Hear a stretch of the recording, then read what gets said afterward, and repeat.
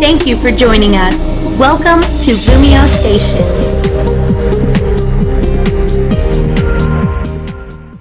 Yo, what's up guys? PKSparkxx here. What's good, LumioseStation? It's CuddleofDeath here. Hey, happy day! Woo! And today we are bringing you guys more information on Pokemon Omega Ruby and Alpha Sapphire. Yay! And when Kristen says more, she means more. At last week's Nintendo E3 conference, we were treated to a whole bunch of information about many Nintendo games. But the biggest news pertaining to LumioseStation are the Pokemon Omega Ruby and Alpha Sapphire Megas. We were formally introduced to Mega Sceptile, Mega Swampert, Mega Blaziken, Mega Deontay, and the primal forms of Mega Kyogre, Kyogre and Groudon. Now let me detail this for you. One thing that I don't know is actually a big deal or not, but Mega Sceptile, in the trailer it shows him shooting off his tail. That doesn't seem to be an actual graphical glitch. I think that's going to be a part of him actually attacking, because geckos are known to be losing their tails and then growing them back. So possibly whenever Mega Sceptile goes for attack, he attacks with his tail. So imagine a Leaf Storm coming from the entirety of Mega Sceptile's tail. We have Mega Swampert, which was shown off using Hammer Arm, and those arms are really made just by lifting 10,000 hammers. I swear, hammer blows are nothing to the hammer arm from a Mega Swampert. And then you have Mega Blaziken, was showed off using Brave Bird on a regular Sceptile. Now, one big thing we should know is the Mega Deontay. Once again, we know nothing about it. Same thing is from last week. We know nothing about it, or nothing about its ability. All we know is that it gets big and apparently is known as one of the most beautiful Pokemon ever, especially when it uses Dazzling Gleam or Moonblast. However, one really important thing to know is that they said at the end of the video, the E3 trailer, that is going to be information soon about how to obtain Deontay in Pokemon X and Y. So definitely stay tuned to this series so you guys will not miss out on that, because we will let you guys know when it is available. One big thing we need to know is about the primal forms of Kyogre and Groudon. Now with Primal Kyogre and Primal Groudon, the Mega Evolution is known as Primal Reversion, which makes sense because they're going back to the primal form. So a Mega Evolution doesn't quite make sense. So Primal Reversion is what is going to be called. Primal Kyogres is said to have his special attack raised to astronomical amounts. We don't know how strong it's going to be, but it said it's going to be a very powerful special attacker. And it's one thing that's to note from the Pokemon.com website is that it says a power hidden within this awesome Pokemon will be revealed. So I don't know if that's going to elude. Well, actually, let me get to that in just a second. Let me go into Primal Groudon. Primal Groudon, he becomes a fire type. Now, to me, that doesn't sound very good. He is going to have a times-fold weakness to water now, which I guess makes sense because how he is part land, he is the master of land or something like that. But he is going to get destroyed by a Choice Spec Hydro Pump from a Magikarp, okay? But it still is, it's really fun to note that he actually is going to become a fire type, which means that his used to be signature move Eruption will get a power boost with Stab. So that's really good, not to mention Flamethrower, Fire Blast, and any other fire type moves you can learn, not to mention the intensity from the sun. Speaking of which, the Pokemon website said that its ability might even get a boost. So this might allude to previous information that we said last week. We said that its ability might become a permanent version of Drought, which is what it used to be back before 6th Gen. If that's the case, I just want to say, I called it. Another great thing that we actually got revealed recently was a trailer revealing a new Mega Sableye. I was super excited whenever I saw Mega Sableye because I've been wanting Mega Sableye ever since Megas were released in 6th Gen. So looking at its design, it has a huge jewel that it hides behind, and I think it looks freaking awesome. Of course, its jewel is still red, and it's still, I don't know, some of you guys might think it's creepy, but in a way, I think it's just kind of fucking awesome. And this jewel actually does have some significance. According to the website, Mega Sableye uses the jewel as a powerful defensive tool in battle, so that's pretty cool, and this is hinting that it's going to be more defensive than it previously was, which actually Sableye in itself wasn't that strong of a Pokemon, but it already possessed the ability Prankster in Wi-Fi battles, which is really good to get like a priority burn and just, stall your opponents like crazy. Now it also says from behind the shelter of its jewel, it can readily exploit the opponent's weakness and take advantage of any openings. It is said that the jewel hardens in such strength that no attack can even make a scratch. So generally with megas, we get around 100 points for a stat boost.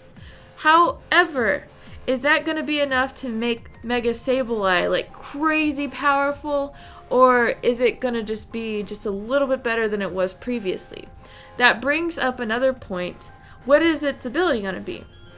I think that maybe its ability might stay as Prankster because it makes the most sense, or it could get something as crazy as Wonder Guard, which if it gets Wonder Guard, the only type of attacks that'll be able to hit it are fairy, but you can still burn it or whittle it down with poison. Regardless, it's still a cool Mega and I'm super excited to use it.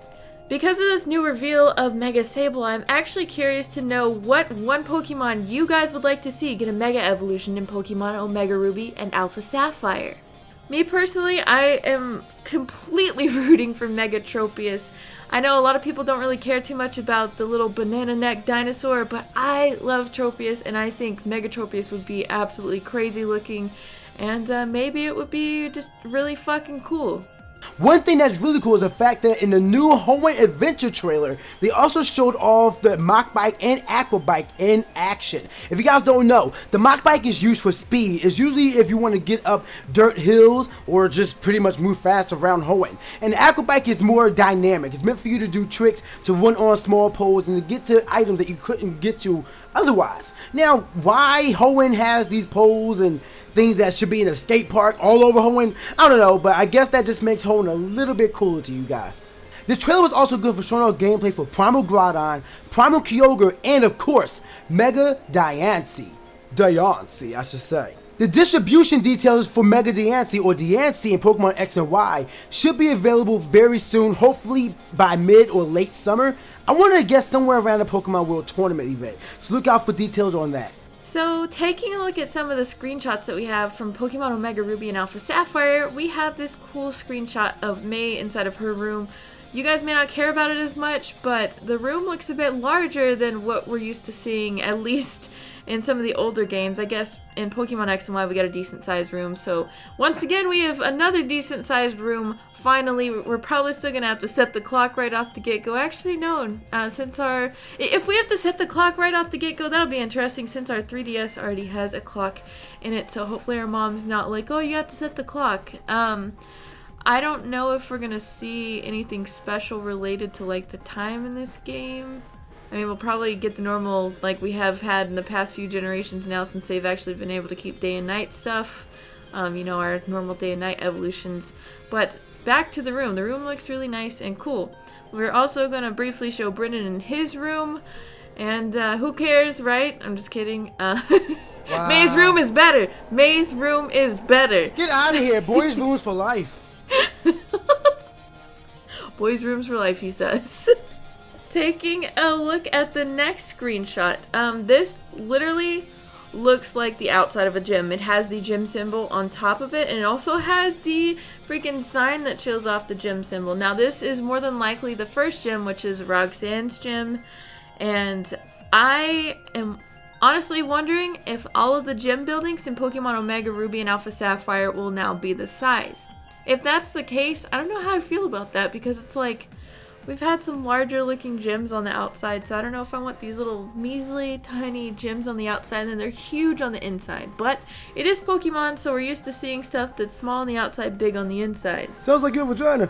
Speaking of gyms, we are going to take a look inside the very first gym, which is Roxanne's gym. It's definitely cool to see how it looks now, and it's got the fossils in the background.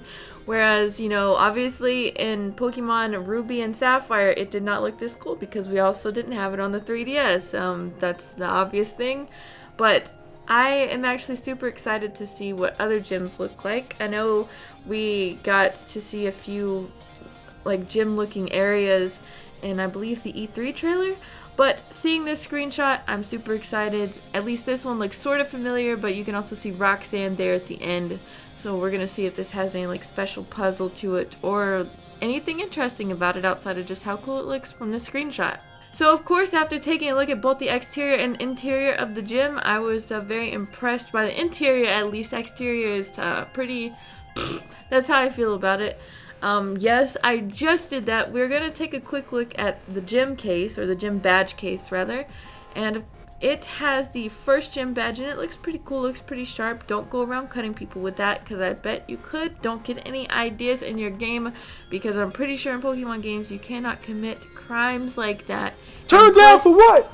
And plus we're not a part of any bad team organizations because they haven't made a game for us like that yet. Why, Nintendo? Why? I don't know why we can't join. I don't know why we can't join an evil team yet. But yeah, there's nothing really special here. Maybe we can shine our gym badges or something, make them look really cute and stuff. But I'm super excited to get all of the gym badges and see all of them in the case. We did mention earlier that we do have the return of the Mach Bike and the Acro Bike. As you can see in the first screenshot, we see the Mach Bike in action going up a nice little hill, as PK mentioned earlier.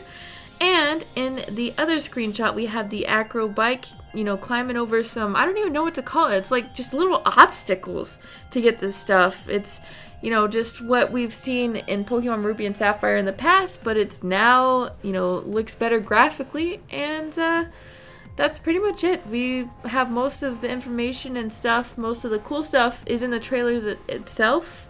But, outside of that, Mach and Acro Bike, everyone. Woo! Turn up! All in all, E3 was very good for Nintendo and especially good for Pokemon.